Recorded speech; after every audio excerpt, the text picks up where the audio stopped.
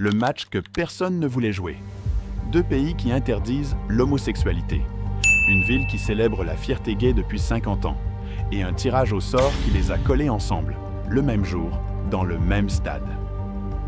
Bienvenue dans le casse-tête le plus embarrassant de toute la Coupe du Monde 2026.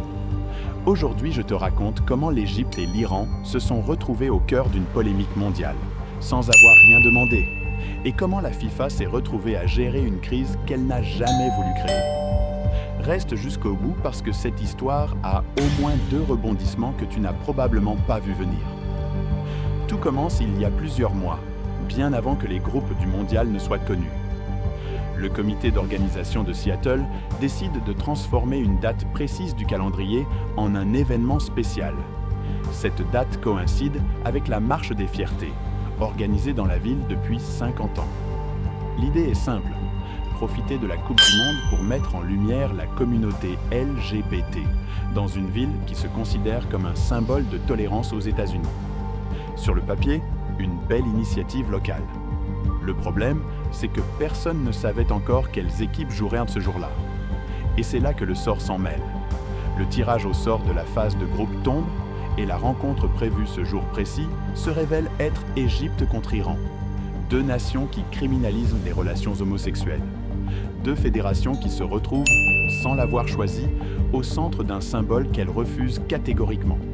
Et là, ça part dans tous les sens. Dès le mois de décembre, les 2 fédérations s'inquiètent publiquement. Elles imaginent déjà un stade rempli de drapeaux arc-en-ciel pendant leur match et elles font savoir leur désapprobation. Mais l'organisation locale ne recule pas. Une responsable du comité de Seattle affirme que cet événement représente bien plus qu'un simple match de football et qu'il s'agit de montrer au monde ce que représente un endroit où la communauté LGBT est protégée, ajoutant que ce n'est pas le cas partout, même aux États-Unis. Premier rebondissement, la FIFA, prise entre 2 feux, tente une manœuvre politique. Le président Gianni Infantino déclare directement à un média suisse qu'il n'existe aucun match des fiertés officielles au calendrier, qu'il s'agit d'un match classique et que les événements organisés à Seattle ce jour-là viennent d'acteurs extérieurs, sans lien avec la rencontre sportive elle-même. Une façon habile de se désolidariser sans braquer personne. Mais la fédération iranienne ne s'arrête pas là. Elle écrit officiellement à la FIFA pour demander l'interdiction de toute cérémonie ou activité promotionnelle liée à ce mouvement à l'intérieur du stade. Une déclaration transmise par son porte-parole est limpide.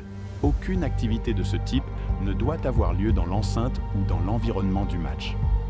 Deuxième rebondissement, et c'est peut-être le plus fort, la FIFA tient bon. Une porte-parole du comité d'organisation confirme que le drapeau arc-en-ciel est considéré comme un symbole des droits de l'homme et que les supporters seront autorisés à le brandir à l'intérieur du stade. Autrement dit, malgré toutes les pressions diplomatiques, malgré 2 fédérations qui demandent un recul, la position officielle ne change pas.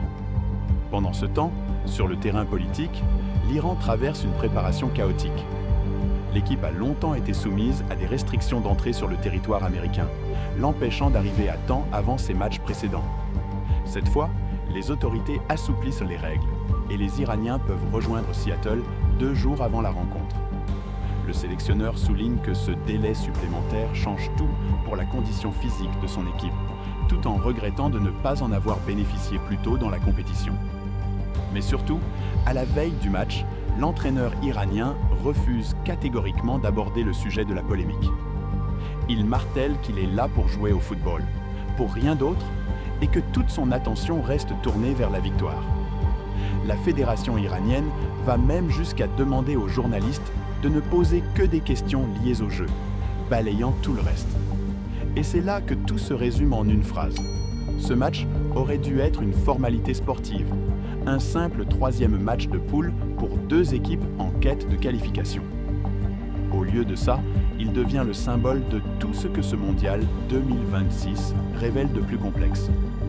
Un tournoi organisé sur 3 pays, avec des comités locaux qui ont leur propre agenda, une FIFA qui essaie de ménager tout le monde sans jamais y parvenir complètement, et des sélections qui se retrouvent prises en otage d'un symbole qu'elles n'ont jamais choisi. Alors, dis-moi en commentaire, La FIFA a-t-elle eu raison de maintenir sa position sur les drapeaux arc-en-ciel ou aurait-elle dû éviter cette polémique en amont?